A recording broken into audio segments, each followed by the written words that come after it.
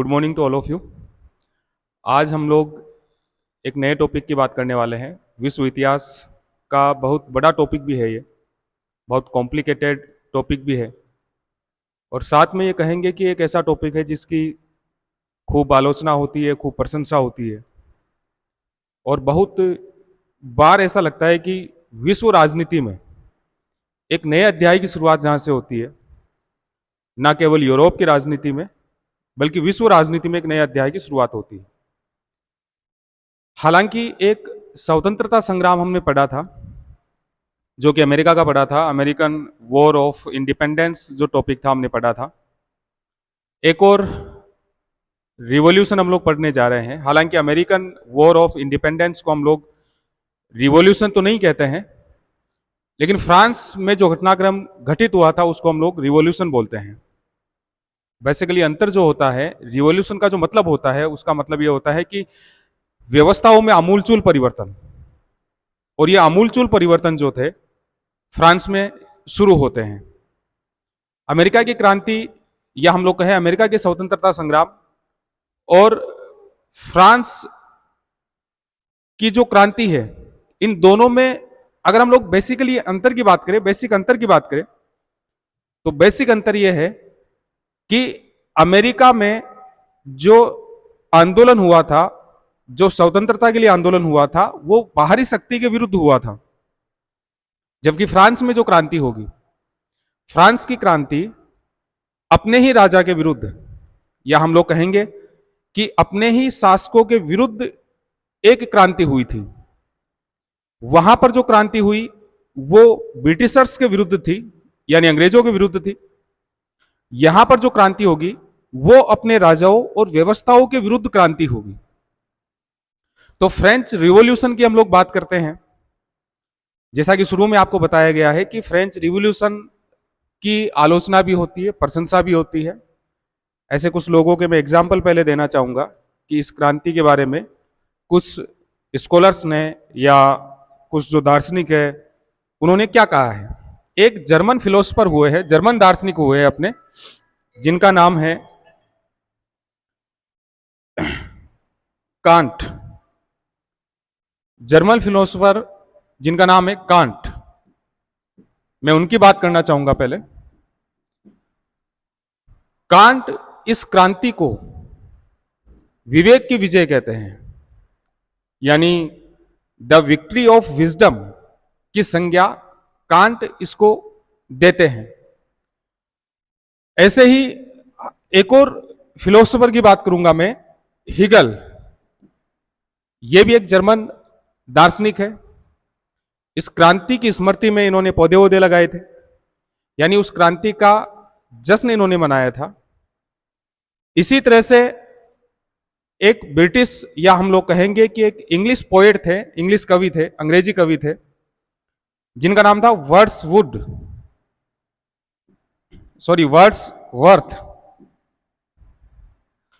Wordsworth कहते हैं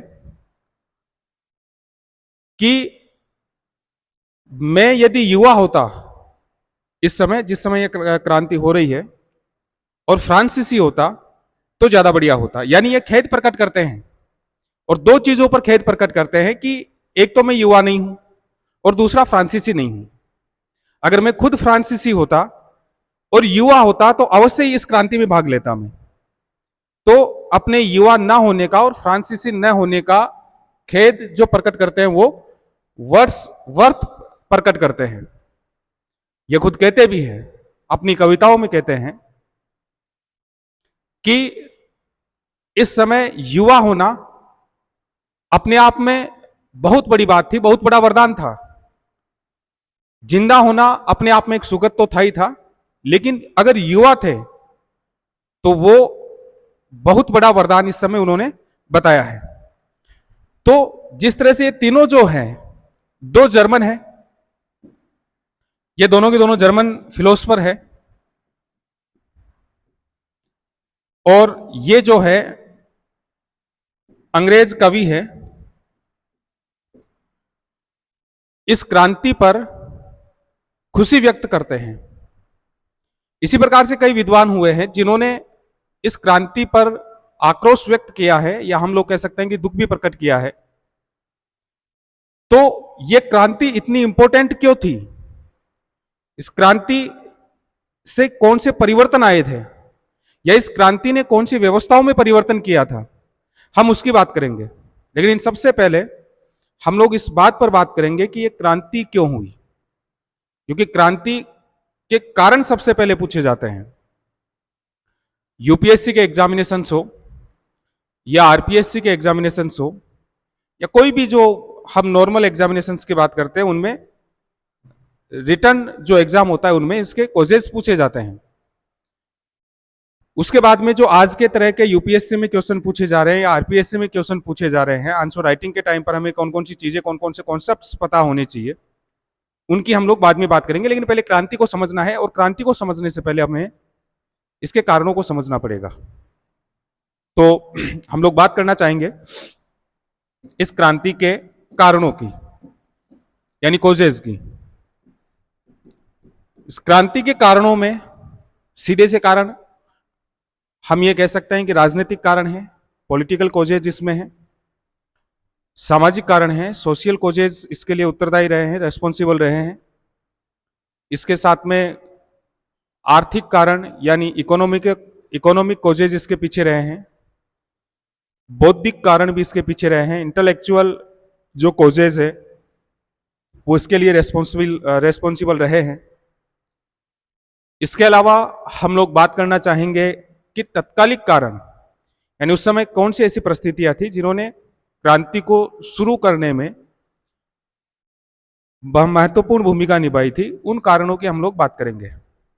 तो सबसे पहले हम बात करना चाहेंगे इसके पीछे के पॉलिटिकल कारणों की, यानी राजनीतिक कारणों की।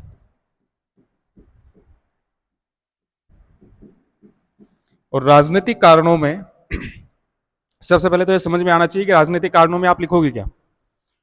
किसी भी टॉपिक में जब भी राजनीतिक बात आती हो, राजा या वहां की जो व्यवस्था है, राजनीतिक व्यवस्था है, उससे संबंधित कारण हमें बताने होते हैं। तो राजनीतिक कारणों की अगर हम लोग बात करें तो इस समय यहां यूरोप, समग्र यूरोप की बात करें तो निरंकुश राजतंत्र हुआ करते थे। केवल इंग्लैंड को छोड़कर वहां थोड़ा उदार राजतंत्र था।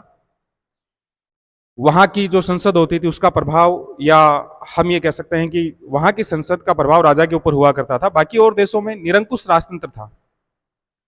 इसी प्रकार से जो निरंकुश राजतंत्र हुआ करता था वो फ्रांस में भी था। निरंकुश राजतंत्र का मतलब हो गया कि निरंकुश को आप लोग ऑटोक्रेसी भी बोल सकते हो इंग्लिश में। और इस निरंकुश राजतंत्र जिस समय ये चल रहा था, उस समय जो राजा था, राजवंश था, ये राजवंश था अपने बूर्बो वंश। और बूर्बो वंश के राजाओं के समय ही जो निरंकुशता थी वो अपने चरम पे होती है। कुछ राजाओं के का नाम और उनके द्वारा किए गए काम इसमें हमें पता होने चाहिए। फॉर एग्जाम्पल, जिन राजाओं का हमें पता होना चाहिए वो राजा है अपने, एक राजा रहेंगे लुई 13,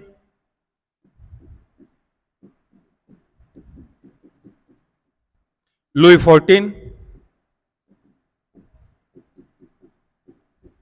लुई 15 और लुई 16।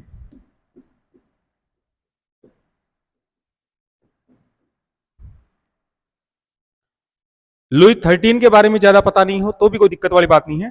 तीन राजाओं के बारे में हमें पता होना चाहिए जो क्रांति से कोई ना कोई संबंध अपना अवश्य रखते हैं, या हम ये कह सकते हैं कि जिन घटनाओं की शुरुआत होती है उन घटनाओं की शुरुआत लुई 14 के समय से शुरू हो जाती है। लुई 14 जो जिसका टेन्योर की अगर हम लोग बात करें, जिसके शासनकाल की अगर हम लोग बात करते हैं, तो इसका शासनकाल 1643 से 1715 ईस्वी तक लंबा शासनकाल रहा इसका। लुई 14 बहुत ज्यादा निरंकुश राजा था, या हम ये कह सकते हैं कि महत्वाकांक्षी भी था। इसके बारे में कहा जाता है कि ऊंची एड़ी के जूते पहना करता था ये, ताकि ऊंचा दिखे। ना केवल ऊंची एड़ी के जूते पहनता था, बल्कि अपना सिंहासन क्या राजमुकुट जो होता था, राजमुकुट भी ऊंचा रखता था ताकि अलग से दिखाई दे। इसके अलावा लुई 14 हमेशा एक बात कहा करता था कि मैं ही राज्य हूं, आई एम द स्टेट। यानी राज्य जो है, मैं जो कहूंगा वैसे ही राज्य चलेगा। स्टेट की जितनी भी पावर्स है वो मेरे में है, मैं हूं तो स्टेट है, मैं नहीं हूं तो स्टेट नहीं है। यानी बहुत ज्यादा एक ऑटोक्रेटिक तरीके से शासन जो कर रहा था वो लुई 14 कर रहा था। लुई 14 ने फ्रांस की शक्ति को स्थापित किया, फ्रांस की प्रतिष्ठा को स्थापित किया, और फ्रांस को एक शक्तिशाली राष्ट्र के रूप में स्थापित करने में भी महत्वपूर्ण योगदान दिया। हम लोग जब क्रांति की बात करेंगे तो वर्साई के महलों की बात करेंगे, जो पेरिस के पास में ही स्थित है। ये जो महल है, ये महल भी इसी लुई 14 के द्वारा बनवाए गए थे।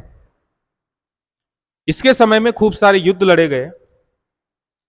इन युद्धों से फ्रांस की प्रतिष्ठा स्थापित हुई, लेकिन एक नुकसान यह रहा कि इसके युद्धों से फ्रांस की आर्थिक स्थिति कमजोर होती चली गई, क्योंकि बहुत ज्यादा जो धन था वो युद्धों पर खर्च हो रहा था, जिसके कारण से फ्रांस की आर्थिक स्थिति थोड़ी खराब हुई। जितने भी युद्ध लड़े जा रहे थे, इन युद्धों के लिए जिस धन की आवश्यकता थी वो धन लिया जा रहा था आम जनता से, और आम जनता यानी किसानों से। किसानों के ऊपर टैक्सेस लगाए जा रहे थे। टैक्सेस इतने लगाए जा चुके थे, किसानों की स्थिति बड़ी कमजोर हो चुकी थी। इस बात का एहसास खुद लुई 14 को भी हुआ। जब लुई 14 की मृत्यु होती है तो लुई 14 की मृत्यु के समय इसने अपने पड़पोते से कहा था, और इसका जो पड़पोता है वो होता है लुई 15। पड़पोता इसलिए है क्योंकि बीच में बेटा और पोता इसलिए नहीं आ रहा, क्योंकि जो युद्ध लड़े जा रहे थे उन्हीं युद्धों में इसका बेटा और पोता दोनों मारे गए थे। और अंतिम समय में अब लुई 14 के बाद में जो राजा बनेगा फ्रांस में, वो राजा बनेगा लुई 15, जिसका टेन्योर यानी शासनकाल रहेगा 1715 से लेकर 1774 तक। अपने वंशज को यह समझाता भी है कि जो गलतियां मैंने की है, इतने सारे युद्ध जो मैंने लड़े हैं, इन युद्धों से फ्रांस की आर्थिक स्थिति खराब हुई है, तो ऐसा मत करना। यानी जो मैंने किया है, जो युद्धों में मैंने रुचि दिखाई है, इन युद्धों में रुचि नहीं दिखानी है। वो सारे काम करने हैं जो जनता को राहत दे सके, जो जनता को समृद्धि प्रदान कर सके। एक मैसेज भी देकर गया था कि तुम एक ऐसे महान राष्ट्र के सम्राट बनोगे तो तुम्हें वो कार्य कभी नहीं करने हैं जो दुखदाई रहे हैं और जो मैंने किए हैं। तो लुई 14 की मृत्यु के बाद में अगला जो राजा बनता है वो बनता है लुई 15। लुई 15 जो था आलसी था, या हम ये कह सकते हैं कि निरंकुश तो ये भी था, लेकिन साथ में इसमें आलसपन भी था। बहुत ज्यादा महत्वाकांक्षी नहीं था। इन दोनों में अंतर यह है, यह भी निरंकुश था लेकिन यह महत्वाकांक्षी है, एम्बिशियस है। लेकिन ये जो है लुई 15 जो है इतना ज्यादा एम्बिशियस नहीं है। कई बार इसके राज दरबारी जो थे, अच्छे मंत्री जो हुआ करते थे, वो इसको कहा भी करते थे कि राजा आर्थिक स्थिति खराब होती जा रही है, अगर आर्थिक स्थिति को सही नहीं किया जाएगा तो देश जो है वो बहुत ज्यादा विकट परिस्थितियों में फंस जाएगा। तो उस समय अपने दरबारियों को, अपने मंत्रियों को लुई 15 ये कहकर इस बात को टालता था कि मेरा समय इन्हीं परिस्थितियों में कट जाएगा, मेरे जाने के बाद में यानी मेरी मृत्यु के बाद में प्रलय होगी, ये बात कहकर अपनी जिम्मेदारियों से अपना मुंह लुई 15 फेर लिया करता था। लुई 15 के बाद में चूंकि आर्थिक स्थिति यहां से खराब होना शुरू हो जाती है, यहां पर और ज्यादा रहती है, और अब जो राजा बनता है वो बनता है लुई 16। और लुई 16 जो है उसके लिए कहा जाता है कि बहुत ज्यादा आध्यात्मिक प्रवृत्ति का व्यक्ति था। राजपाट को लेकर इतना ज्यादा इंटरेस्टेड ये था नहीं। इसके लिए यहां तक कहा जाता है कि जब इसे राज मुकुट पहनाया गया था, जब इसका राज्याभिषेक हो रहा था, तो उस समय ये खुद कहता है कि राज मुकुट मुझे चुभता है। और आध्यात्मिक प्रवृत्ति का व्यक्ति था, बहुत ज्यादा राजनीतिक या अन्य चीजों में ध्यान देता नहीं था, इसके लिए ऐसा कहा जाता है।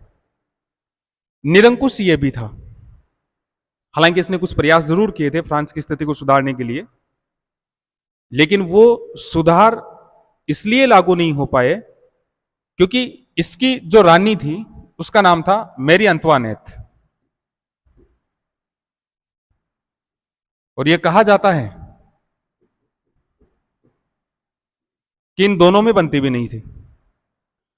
मैरी अंतवानेत ऑस्ट्रियन राजकुमारी थी और ऑस्ट्रिया और फ्रांस में इस समय थोड़ी अनबन भी थी, जिसके कारण मैरी अंतवानेत को फ्रांस में उतनी इज्जत भी नहीं दी जाती थी जितनी इसको मिलनी चाहिए थी। लोग इसके बारे में और बहुत सारी बातें कहते हैं, इन दोनों के संबंधों के बारे में भी बातें कहते हैं। अब वो कितनी सही है कितनी गलत है वो तो और ज्यादा शायद इतिहास को खंगाला जाएगा तभी पता चलेगा। इन दोनों के संबंधों को लेकर बोलते हैं कि दोनों के बीच में बनती नहीं थी। अगर कोई चीज लुई 16 को सही लगती थी तो उसी चीज को मैरी अंतवानेत नहीं मानती थी। या राजनीतिक मामलों में हस्तक्षेप जो होता था, यह हस्तक्षेप मैरी अंतवानेत का भी खूब हुआ करता था। यहां तक कहा जाता है कि राजा जो था लुई 16 जो था मैरी अंतवानेत को समय नहीं देता था, जिसके कारण भी इन दोनों में अनबन रहती थी। फिर से यह कहा जाता है कि इन दोनों के बीच में यह अनबन इसलिए भी थी क्योंकि मैरी अंतवानेत बहुत खूबसूरत थी, जबकि लुई 16 एक भद्दा सा दिखने वाला व्यक्ति था, इसलिए भी दोनों में बनती नहीं थी। लुई 16 हमेशा आध्यात्मिक प्रवृत्तियों में, या कुछ हिस्टोरियंस ये दावा करते हैं कि अपने राजपाट में इतना व्यस्त था कि लुई 16 मैरी अंतवानेत को टाइम नहीं देता था, जिसके कारण ये कहते हैं कि मैरी अंतवानेत के कई अफेयर्स भी थे दरबारियों से या और किसी से भी आप मान सकते हो। यह तक इसके ऊपर या इन दोनों के संबंधों के बारे में बातचीत की जाती है। मैरी अंतवानेत के लिए और चीजें कही जाती है कि मैरी अंतवानेत वास्तव में उतनी प्रैक्टिकली नॉलेज नहीं रखती थी जितना होना चाहिए। इसके ऊपर यह भी आरोप लगाए गए हैं कि एक बार फ्रांस में या पेरिस में जब कुछ क्रांतिकारी या महिलाएं भी जिसमें शामिल थी वो क्रांति कर रहे थे रोटी की मांग को लेकर, क्योंकि अकाल पड़ा हुआ था उस समय, खाने पीने के लिए चीजें नहीं थी, तो उस समय कुछ महिलाएं आंदोलन कर रही थी रोटी के लिए, रोटी की डिमांड को लेकर आवाज उठाई जा रही थी। कहते हैं कि उस समय महलों तक वो महिलाएं पहुंच गई। जब मैरी अंतवानेत को इस बारे में पता चला, उसने पूछा अपने दरबारियों से कि ये महिलाएं क्या मांग रही है। दरबारियों ने कहा कि ये इनके पास में खाने के लिए रोटी नहीं है और ये रोटी की डिमांड कर रहे हैं। तो उस समय कहा जाता है कि मैरी अंतवानेत ने यह कहा था कि यदि रोटी नहीं है तो ये केक क्यों नहीं खा लेते। अब जाहिर सी बात है, जिन लोगों के पास में रोटी नहीं होगी वो लोग केक कहां से अरेंज करेंगे। ऐसे ही और बहुत सारी बातें मैरी अंतवानेत के बारे में कहते हैं कि मैरी अंतवानेत हमेशा चापलूसों से घिरी होती थी। बहुत सारे दरबारी, बहुत सारे मंत्री मैरी अंतवानेत की चापलूसी करते थे और कई बार उन चापलूसों के कहने पर मैरी अंतवानेत ने ऐसे डिसीजन लिए हैं जो लुई 16 ने लिए हो और राज्य के लिए, फ्रांस के लिए जो सही रहे हो, उनको भी नहीं माना। आगे हम लोग पढ़ेंगे कि किस प्रकार से लुई 16 ने फ्रांस की आर्थिक स्थिति को सही करने के लिए कुछ वित्त मंत्री नियुक्त किए थे और जो डिसीजन उन वित्त मंत्रियों ने लिए थे, जो फाइनेंस मिनिस्टर उसने नियुक्त किए थे, उन्होंने जो डिसीजन लिए थे, उन डिसीजंस को पूरी तरह से मैरी अंतवानेत नकार भी देती है, क्योंकि चापलूस जो थे, जो इसकी चापलूसी करते थे, वो उसको इस बारे में या उन वित्त मंत्रियों के बारे में गलत रिपोर्ट दिया करते थे। तो ये भी इनके लिए कहा जाता है, मैरी अंतवानेत के लिए कहा जाता है। तो कुल मिला के जिस निरंकुश शासन की शुरुआत होती है लुई 14 से, या हम ये कह सकते हैं कि जिस निरंकुशता बहुत चरम पर होती है लुई 14 से, वो लुई 16 तक चलती रहती है। यहां पर जनता जो है उसके कोई अधिकार नहीं है, जो राजा जो करेगा वही होगा और वैसा ही होगा। तो निरंकुश राज व्यवस्था थी। जनता के लिए लुई 14 कहा करता था कि जनता एक ऐसा खच्चर है जिसके कोई अधिकार नहीं हो सकते, यानी खच्चर की संज्ञा भी लुई 14 जनता को दे रहा है। कुल मिला के फ्रांस की जो व्यवस्था थी, राज व्यवस्था जो थी, वो निरंकुश थी, फुली ऑटोक्रेटिक थी। और इस निरंकुशता के विरुद्ध जो जनता थी, जो परेशान जनता थी, उसने आवाज उठाई और इस व्यवस्था को बदलने का प्रयास उन्होंने इस क्रांति में किया।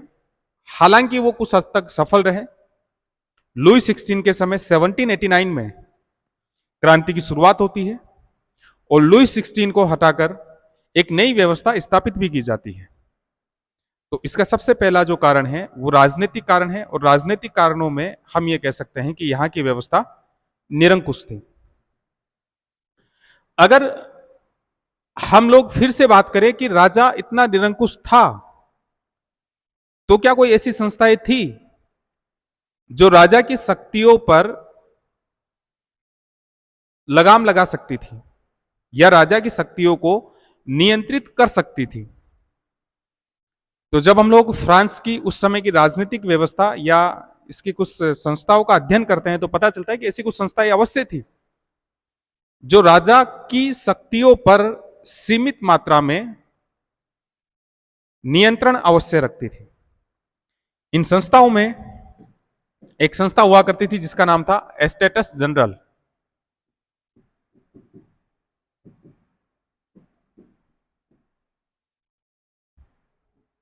एक संस्था हुआ करती थी।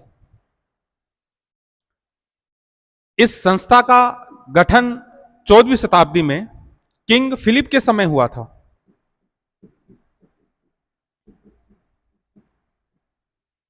और यह कहा जाता है कि 1302 ईस्वी से एस्टेटस जनरल के जो अधिवेशन थे वो बुलाए जाते थे।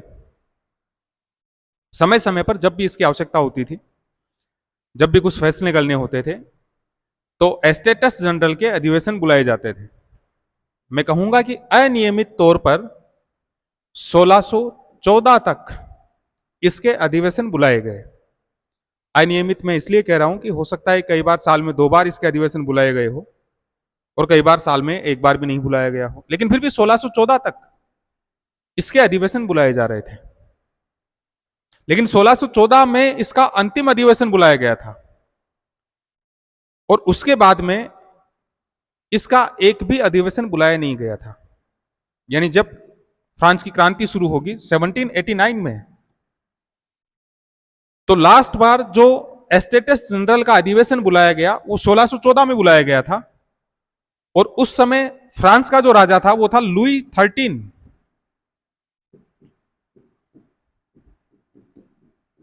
और इस समय जब क्रांति होगी उस समय राजा होगा लुई 16, यानी लुई 13 के बाद में 14, 15 दोनों के समय एस्टेटस जनरल का अधिवेशन नहीं बुलाया गया है, और अब लुई 16 के समय बुलाया जाएगा। क्यों बुलाया जाएगा उसकी हम लोग आगे बात करेंगे। कुल मिला के एक जो राजा की शक्तियों को थोड़ा बहुत नियंत्रित कोई संस्था कर सकती थी, तो वो संस्था थी एस्टेटस जनरल, और एस्टेटस जनरल का अंतिम बार अधिवेशन बुलाया गया था 1614 में,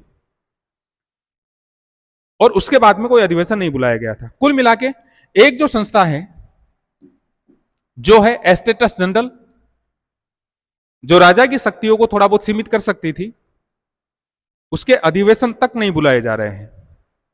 इसी प्रकार से एक और जो संस्था होती थी फ्रांस में, वो संस्था होती थी पार्लमा,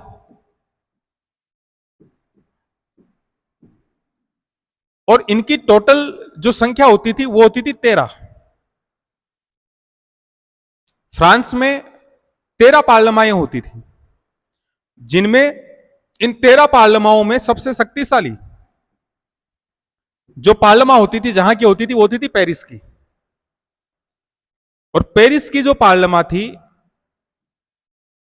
या हम ये कह सकते हैं कि जो पार्लमा होती थी इसके दो प्रकार के अधिकार थे, या हम ये कहें कि राजा के जो आदेश होते थे उन्हें रजिस्टर करने का, यानी उन्हें पंजीकृत करने का काम पार्लमा करती थी। इसके अलावा कुछ जुडिशरी पावर्स इसके पास में होते थे, न्यायिक शक्तियां इसके पास में होती थी। तो एक जो संस्था हमने पीछे पढ़ी है वो थी एस्टेटस जनरल, जो पूरे फ्रांस की एक होती थी, और अगली संस्था जो राजा की शक्तियों को थोड़ा बहुत नियंत्रित कर सकती थी वो होती थी पार्लमा, जिनकी संख्या होती थी 13, और सबसे शक्तिशाली होती थी पेरिस की पार्लमा। मुख्य रूप से दो इनके काम थे।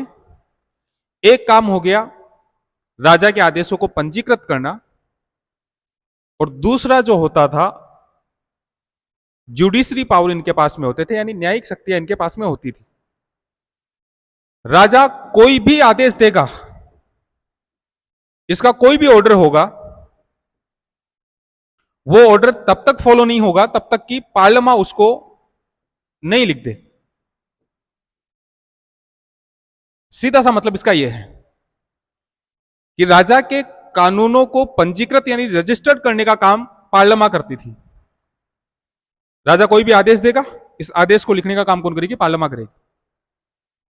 ये पार्लियामेंट राजा के आदेश को यदि इसको पसंद नहीं हो तो एक बार वापस लौटा सकती थी, और वापस लौटाने के बाद में यदि फिर से वही आदेश राजा वापस पार्लियामेंट के पास में पंजीकृत करने के लिए भेज देता है, तो पार्लियामेंट को ये आदेश अब पंजीकृत करने पड़ेंगे। ये इसकी मजबूरी है। अब सोचने वाली बात यह है कि जब पार्लियामेंट केवल एक बार राजा के आदेशों को लौटा सकती है, तो वो एक बार क्यों लौटा रही है? पहली बार में क्यों नहीं लिख देती? पहली बार में क्यों नहीं रजिस्टर कर देती? क्योंकि दोबारा जब ये इसके पास में आएंगे तो रजिस्टर तो इसको वैसे भी करना पड़ेगा। कभी भी पार्लियामेंट जब राजा के किसी आदेश को वापस लौटा दिया करती थी, रजिस्टर करने से मना कर दिया करती थी, तो इससे जनता का ध्यान इस ओर जाया करता था कि पार्लियामेंट ने ऐसा क्यों किया। राजा के आदेश में शायद कुछ ना कुछ गड़बड़ थी, इसलिए पार्लियामेंट ने इस आदेश को लिखने से मना कर दिया होगा। तो कुल मिला के जनता का ध्यान अवश्य ही इस ओर आकृष्ट होता था। जनता जरूर इस तरफ ध्यान देती थी कि पार्लियामेंट ने जब आदेशों को लौटाया है तो राजा के आदेशों में कोई त्रुटि अवश्य रही होगी, कोई एरर अवश्य रहा होगा। तो यह पार्लियामेंट होती थी। कुल मिला के थोड़ी बहुत या एक बहुत कम मात्रा में राजा के ऊपर अंकुश लगाने का अधिकार या राजा के ऑर्डर्स को एक बार के लिए वापस लौटाने का अधिकार रजिस्टर करने से अगर था तो वो था पार्लियामेंट का था, और इससे जनता में कई बार जागृति अवश्य आती थी। इन संस्थाओं के अलावा ऐसी कोई बहुत बड़ी संस्थाएं होती नहीं थी जो राजा के आदेशों को, या हम ये कहें कि राजा की निरंकुशता पर थोड़ा बहुत नियंत्रण रख सके। तो पॉलिटिकल कारणों में हमने देखा है कि एक तो निरंकुश राज व्यवस्था थी, दूसरी चीज यह है कि राजा की शक्तियों पर थोड़ा बहुत नियंत्रण अवश्य होता था, और वो नियंत्रण होता था एस्टेटस जनरल का, जिसका अंतिम बार अधिवेशन बुलाया गया था 1614 में, और एक संस्था जो होती थी पार्लियामेंट, जिसकी संख्या होती थी 13, सबसे शक्तिशाली पेरिस की होती थी। मुख्य रूप से इसके दो प्रकार के काम होते थे, एक न्यायिक कार्य इसके होते थे, दूसरा काम राजा के आदेशों को पंजीकृत करना होता था। एक बार कोई भी आदेश यदि इसको पसंद नहीं आए तो राजा के आदेशों को पंजीकृत करने से एक बार इनकार किया जा सकता था, लेकिन दूसरी बार पार्लियामेंट इनकार नहीं कर सकती थी। हम लोग उस समय के प्रशासन को समझेंगे कि प्रशासन में ऐसे कौन से एरर्स थे, ऐसे कौन से त्रुटियां या दोष थे। उस समय सबसे ऊपरी स्तर पर हम लोग बात करें तो राजा खुद होता था। अभी हमने बात भी की है कि राजा पूरी तरह से निरंकुश था, ऑटोक्रेटिक था। राजा के बाद में उसको सलाह देने के लिए कह सकते हैं हम लोग, राजा के आंतरिक और बाहरी जो मामले होते थे, यानी इंटरनल और एक्सटर्नल जो अफेयर्स होते थे, उनको देखने के लिए जो काम करते थे, उसके लिए 5 परिषदें होती थी, 5 काउंसिल्स होती थी। तो राजा के बाद में 5 काउंसिल्स होती थी जो इंटरनल और एक्सटर्नल अफेयर्स देखती थी। कोई कानून राजा के नाम से बनाती थी, या हम लोग ये कह सकते हैं कानून बनाने में राजा को सलाह देती थी, और राजा के नाम से आदेश भी दिया करती थी। तो ये 5 काउंसिल्स होती थी। यानी सेंट्रल लेवल पर हम लोग बात करें तो राजा और उसकी काउंसिल्स हुआ करती थी, परिषदें होती थी, जिनकी संख्या 5 होती थी। कानून बनाने में राजा और इन काउंसिल्स का योगदान होता था, लागू करने में इनका योगदान होता था। इंटरनल और एक्सटर्नल जितने भी अफेयर्स होते थे, जो आंतरिक और बाह्य जो मामले होते थे, वो ये लोग देखकर मिलकर देखते थे। हम लोग यदि प्रांत की बात करें, प्रांतीय स्तर की बात करें हम लोग, तो यहां पर जो प्रांत होते थे, जो स्टेट होते थे, वो 2 प्रकार के होते थे। एक जो प्रांत होते थे उनको बोलते थे गवर्नमेंट, और एक होते थे जेनेरालिते।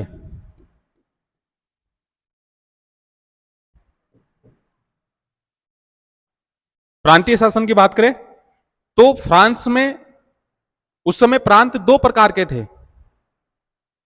एक प्रांत को बोलते थे गवर्नमेंट और एक को बोलते थे जेनेरालिते। गवर्नमेंट जो थे, इनकी संख्या जो होती थी टोटल 40 थे ये, और इनकी टोटल संख्या थी 34। इनके जो मुखिया होते थे,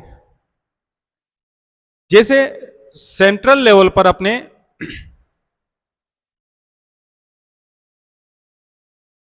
राजा होता था या पूरा फ्रांस का साम्राज्य होता था, वैसे ही प्रांतों में गवर्नमेंट, और जैसे राजा की स्थिति होती थी तो गवर्नमेंट के जो अधिकारी होते थे, जो मुखिया होता था, उसको बोलते थे गवर्नर, और जेनेरालिते का जो मुखिया होता था उसको बोलते थे एतांदा।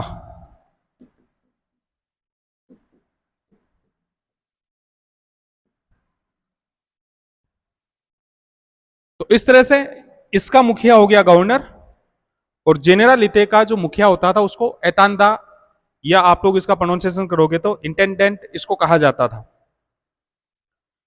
जो गवर्नर होते थे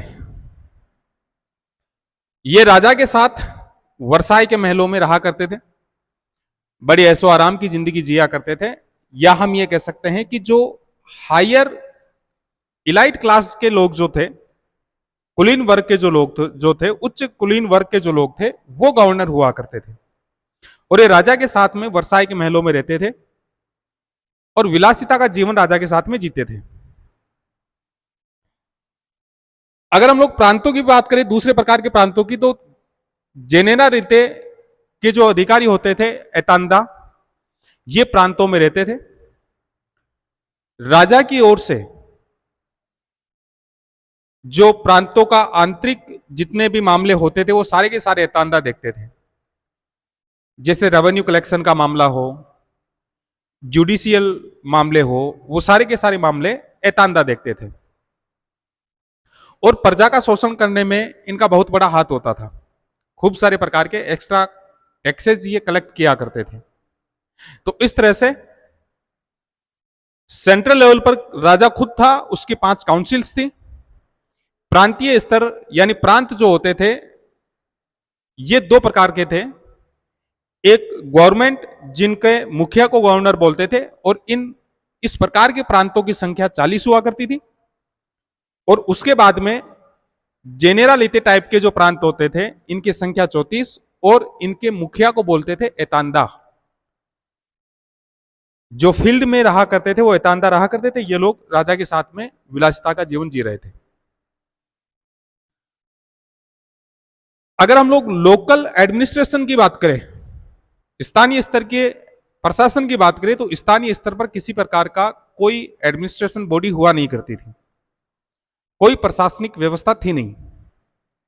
तो कुल मिला के बात यह है कि प्रशासन के मामलों में भी फ्रांस में लोकेलिटी के लेवल पर जो प्रशासन होना चाहिए वो होता नहीं था, इसलिए भी लोगों को बड़ी दिक्कत हो रही थी। और जो प्रशासन था वो भी जनता के लिए शोषण का एक माध्यम बना हुआ था। तो अब इसके बाद में हम इस समय की कानून व्यवस्था की बात करें कि किस प्रकार के इस समय कानून हुआ करते थे, जो लॉज हुआ करते थे वो कैसे कैसे थे, लॉ एंड ऑर्डर जो होता था वो किस तरह से था। सबसे बड़ी समस्या यह थी कि फ्रांस में कोई एक कानून नहीं हुआ करता था। ऐसा कहा जाता है कि लगभग उस समय 385 प्रकार के कानून हुआ करते थे।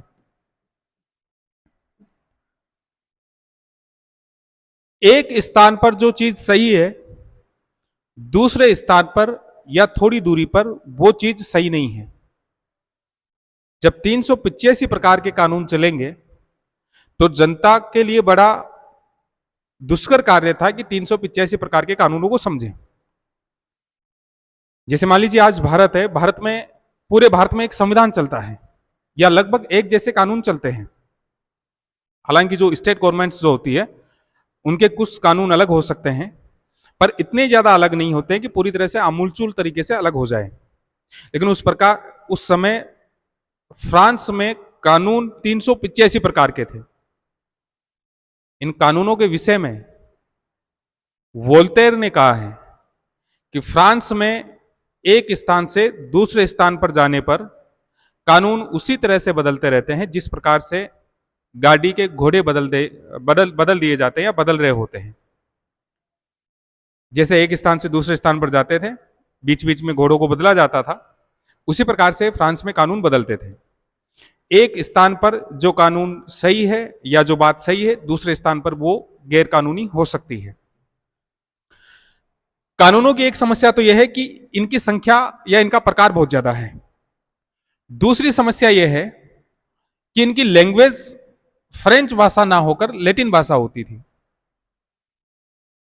यदि कोई इन कानूनों को समझना चाहे या इन कानूनों के हिसाब से कोई काम करना भी चाहे तो नहीं कर सकता, क्योंकि फ्रांस की जो भाषा थी वो भाषा थी फ्रेंच और यहां कानूनों की भाषा थी लैटिन।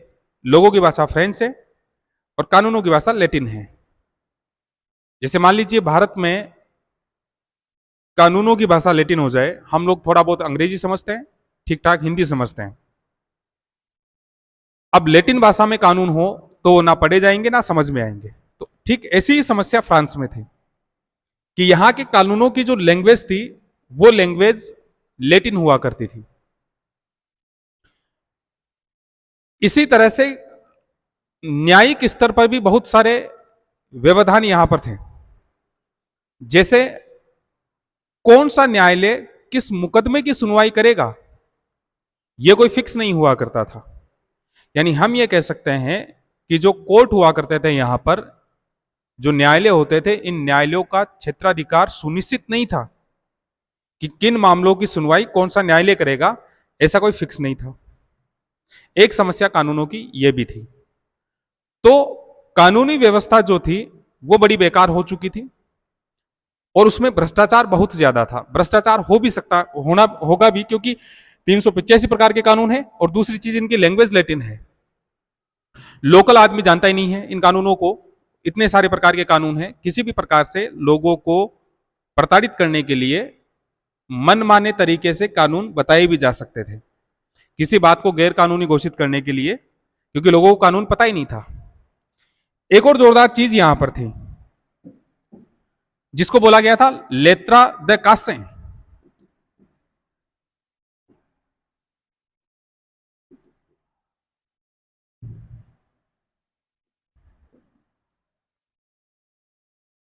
लेत्रा द कासिस का प्रोनाउंसिएशन होगा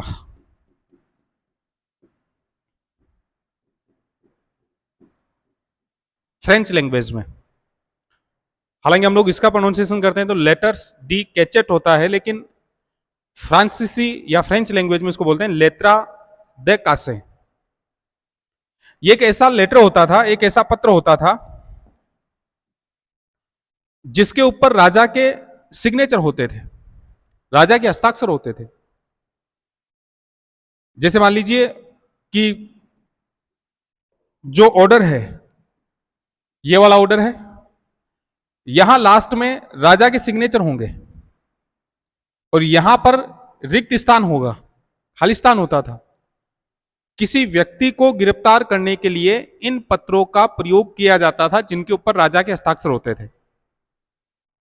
राजा के जितने भी कृपा पात्र होते थे वो इन पत्रों को प्राप्त कर लिया करते थे, नीचे राजा के सिग्नेचर करवा लिया करते थे और अपने साथ में रखते थे। ठीक मैं ये कहूंगा कि जैसे ब्लैंक चेक होता है, ब्लैंक चेक पर किसी ने साइन करके दे दिए हो, जिसको जितना अमाउंट निकलवाना है वो अपनी मर्जी से भरो और निकलवा लो। वैसे ये जो लेटर्स होते थे, ये जो पत्र होते थे, इन पत्रों में व्यक्ति का नाम खाली होता था, राजा के सिग्नेचर होते थे। किसी भी व्यक्ति को गिरफ्तार करने के लिए, मान लीजिए जो कृपा पात्र जो राजा का है उससे किसी भी प्रकार का विवाद हो गया या उसकी बात को नहीं माना गया, तो वो इस लेटर में जो उसके पास में होता था, राजा के सिग्नेचर भी होते थे, वो इसमें उस व्यक्ति का नाम भर दिया करता था जिससे उसकी अनबन हुई है। अब उस व्यक्ति को गिरफ्तार कर लिया जाता था। तो ये जो लेत्रा दे कासे था वो भी जनता के ऊपर एक तरह से शोषण का ही प्रतीक था। किसी भी व्यक्ति को किसी भी समय इनके माध्यम से गिरफ्तार कर लिया जाता था। यहां तक कि वोल्टेयर जो फ्रांसीसी फिलोसफर हुए हैं उनको भी इसके माध्यम से इसी तरह से गिरफ्तार किया गया था।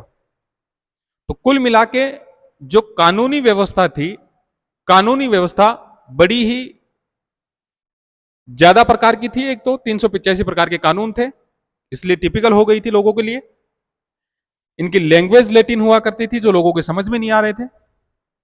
भ्रष्टाचार, करप्शन बहुत ज्यादा था। न्यायालयों का क्षेत्राधिकार स्पष्ट नहीं था और कुछ ऐसे राइट्स भी होते थे, कुछ पावर्स होते थे जिनके द्वारा किसी व्यक्ति को गिरफ्तार किया जा सकता था, जिसको बोला जाता था लेत्रा दे कासे। राजा के द्वारा हस्ताक्षर किए हुए खाली जो होते थे, कागज जो होते थे, जो आदेश होते थे, वो लोगों के पास में होते थे, उनके कृपा पात्रों के पास में, राजा के कृपा पात्रों के पास में होते थे, जिनसे लोगों को गिरफ्तार कर लिया जाता था। जो व्यवस्थाएं हमने देखी है कि निरंकुश राजतंत्र था, राजा सब कुछ हुआ करता था, किसी प्रकार का नियंत्रण नहीं था। थोड़ा बहुत नियंत्रण था तो एस्टेटस जनरल का था या पार्लियामाओं का हुआ करता था, लेकिन वो भी प्रॉपर काम नहीं कर पा रहे थे। इसके अलावा एडमिनिस्ट्रेशन के लेवल पर हम लोग देखते हैं तो वहां पर भी ऐसी कोई व्यवस्था नहीं थी जो जनता को राहत दे सकती हो। और फिर कानूनी व्यवस्था की बात करें तो वहां पर भी ऐसा ही था। व्यवस्थाएं इतनी बेकार थी फ्रांस में उस समय, राजनीतिक प्रशासनिक तौर पर हम लोग देखें कि पूरी तरह से जनता के लिए परेशानी बनी हुई थी। इसी व्यवस्था के बारे में एक हिस्टोरियन हुए हैं मांदले। मांदले कहते हैं कि फ्रांस में बुरी व्यवस्था का तो कोई बात ही नहीं है, बल्कि व्यवस्था ही नहीं है। यानी व्यवस्था बुरी हो उसमें कोई दिक्कत नहीं है, उसमें सुधार हो सकता है, लेकिन फ्रांस में कोई व्यवस्था ही नहीं है। इस प्रकार का जो लिखा है इस व्यवस्था के बारे में, वो लिखा है एक हिस्टोरियन मांडलेन ने। तो पहले जो अपने कारण थे, राजनीतिक और प्रशासनिक कारणों की बात करें तो वो अपने हो गए हैं। निरंकुश राजतंत्र था, सबसे पहले हमने पढ़ा था कि लुई 14, 15 और 16 तीन राजाओं के बारे में हमने बात की है। तीनों राजाओं के बारे में अपने को पता होना चाहिए। फिर उसके बाद में स्टेटस जनरल की शुरुआत किंग फिलिप के समय से हुई 1302 ईस्वी से, और इसके अधिवेशन बुलाए जा रहे थे, और 1614 के बाद में इसके अधिवेशन बुलाए नहीं गए थे। और अब जो बुलाया जाएगा वो लुई 16 के समय बुलाया जाएगा 1789 में। पार्लियामेंट्स यानी पार्लियामाएं होती थी, लेकिन कोई ज्यादा पावर्स इनके पास में नहीं थे। प्रशासन की बात करें तो राजा, केंद्र में राजा होता था, उसकी काउंसिल्स होती थी जिनकी संख्या 5 होती थी। प्रांतीय स्तर पर दो प्रकार के प्रांत हुआ करते थे, एक गवर्नमेंट जिनकी संख्या 40 और इनके मुखिया को गवर्नर बोलते थे, और दूसरे प्रकार के प्रांत जिनको बोलते थे जेनेरालिते, जिनकी संख्या 34 और इनके मुखिया को एतांदा कहा जाता था। एतांदा भी लोगों का शोषण किया करते थे। आगे हम बात कर रहे थे कानूनों की, तो कानून व्यवस्था पूरी तरह से उखड़ी हुई थी या लोगों के लिए कोई लाभकारी नहीं थी। 385 प्रकार के कानून शायद किसी की समझ में भी नहीं आएंगे। थोड़ी थोड़ी दूरी पर कानून बदल जाया करते थे। कानूनों की भाषा जो थी वो लैटिन हुआ करती थी, और भ्रष्टाचार बहुत ज्यादा था। न्यायालयों का क्षेत्राधिकार स्पष्ट नहीं था। लोगों को गिरफ्तार करने के लिए राजा के द्वारा हस्ताक्षर किए हुए लेत्रा दे कासे का भी प्रयोग किया जाता था, और खूब सारे लोगों को ऐसे गिरफ्तार भी किया जा चुका था। यह हमने राजनीतिक और प्रशासनिक कारणों में बात की है।